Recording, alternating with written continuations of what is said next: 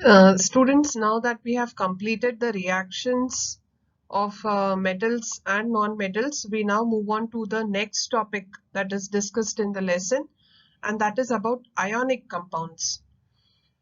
Now, when we were studying the reaction of metals with non-metals, we had talked about ionic compounds. Ionic compounds, we said that they are formed between metals and non-metals due to transfer of electrons or loss and gain of electrons. Who loses the electrons, who gains electrons, and why this loss and gain of electrons takes place. All these points we have discussed in that particular slide when we were talking about that reaction.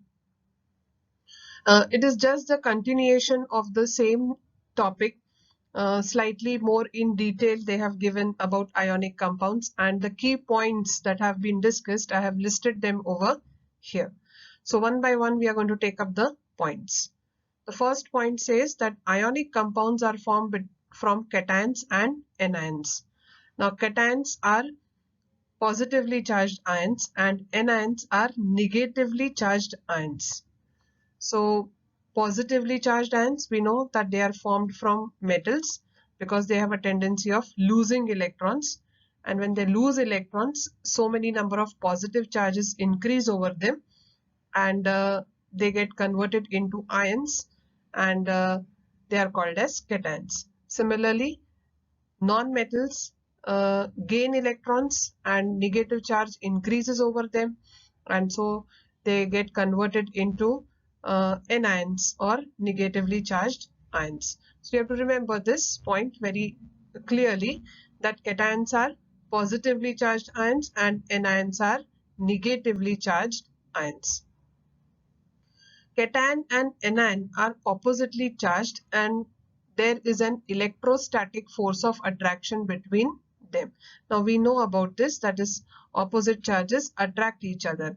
Now here the atoms of metals, they lose electrons, and when atoms lose electrons they get converted into ions.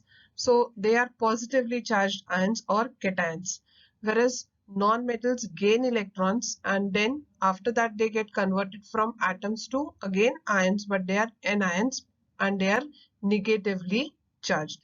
So since these oppositely charged ions are present, they attract one another and there is a force that holds these ions together, and that is the electrostatic force of attraction. The force of attraction between cation and anion is called ionic bond. So due to this force, there is a bond that is developed between them, and that bond is referred to as the ionic bond. And we had said that this ionic bond is quite a strong bond, and that is because it is formed between oppositely charged ions.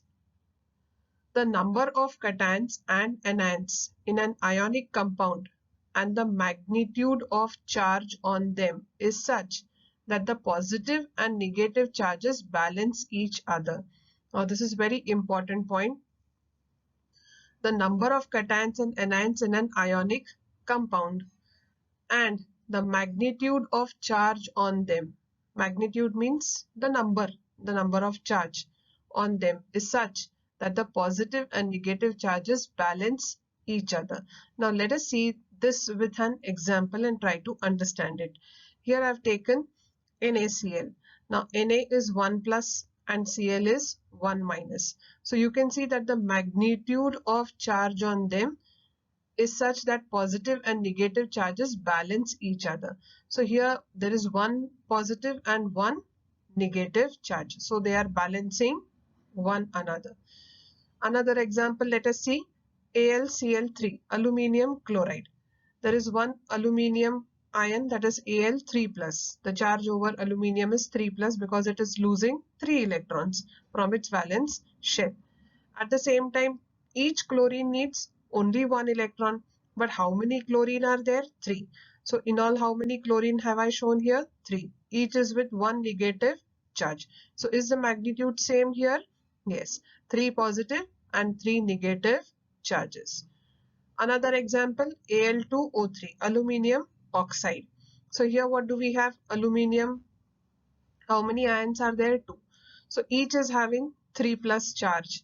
This is also 3 plus. Total becomes 3 plus 3, that is 6. Each oxygen is requiring only 2 electrons. So each will have a charge of 2 minus. This also will have 2 minus. This also 2 minus. Why have we taken 3? Because it is O3. So this way. So aluminium, there are 2 ions, and oxide there are 3.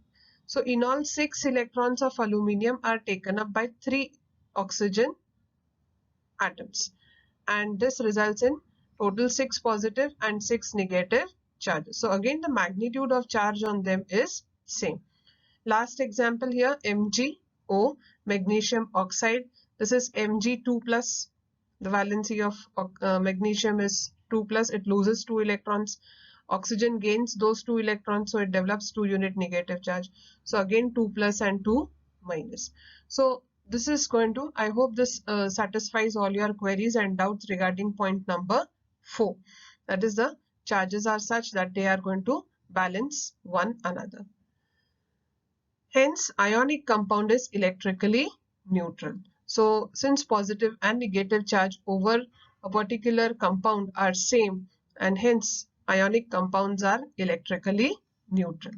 So I hope you have understood all the points here. Let's move on to some more information about ionic compounds in the next slide. Coming to the next points of ionic compounds. The next point is ionic compounds are crystalline. That is, they have got a definite shape. They have got a definite arrangement of ions. When the compound has got a definite arrangement of ions or atoms or molecules, it gives or imparts it a definite crystalline structure. When you heat, these molecular arrangement gets disturbed and the structure may be lost. So ionic compounds are crystalline, have definite shape, smooth and shiny, and all these properties are possessed on account of their regular arrangement of ions. So we know that ionic compounds, ions are present in them, oppositely charged ions are present, and it is on account of the definite and the regular arrangement of these ions that the substance has got a crystalline structure.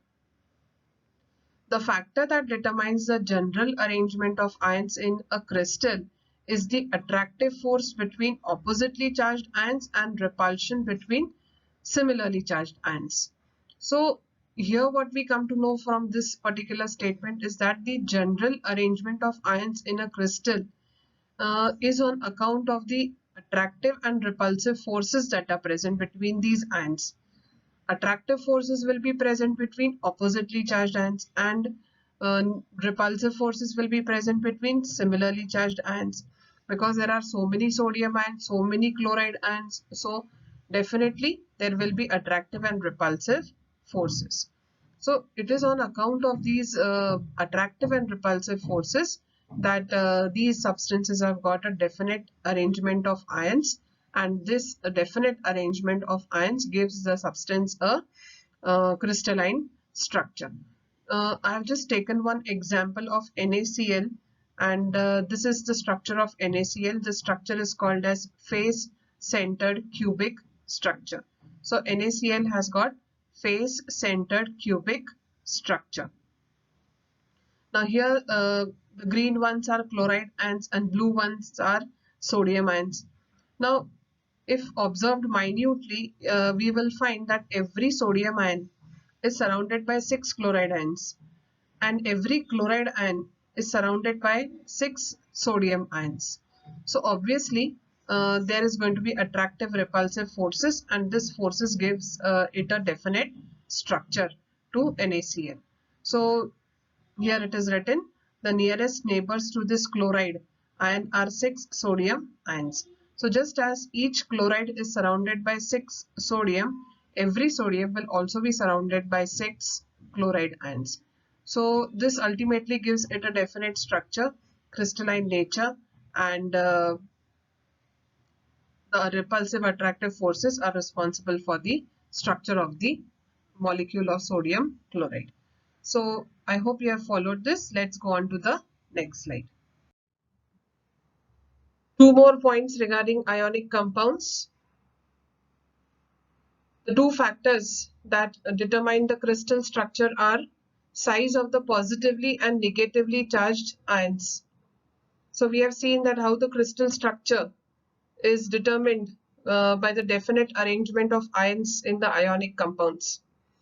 But the two factors that determine the crystal structure in addition are the size of the positively, that is cations, and negatively, that is anions, charged ions. So cations and anions, the size of the cations and anions determine the crystal structure. Secondly, magnitude of electric charge on ions. We know that ions are charged particles, and the charge over them, the amount of charge over them determines the crystal structure.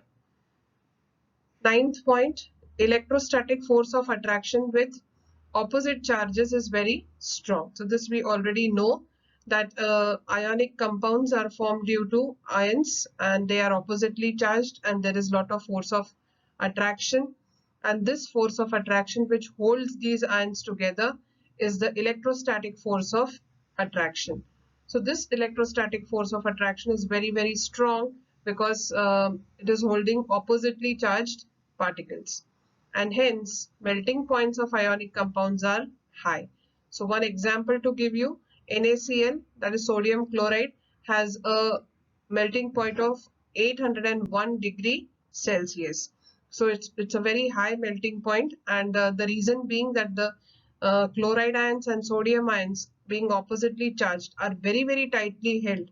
So initially all the heat energy that we are supplying is utilized to break the bond between sodium and chlorine.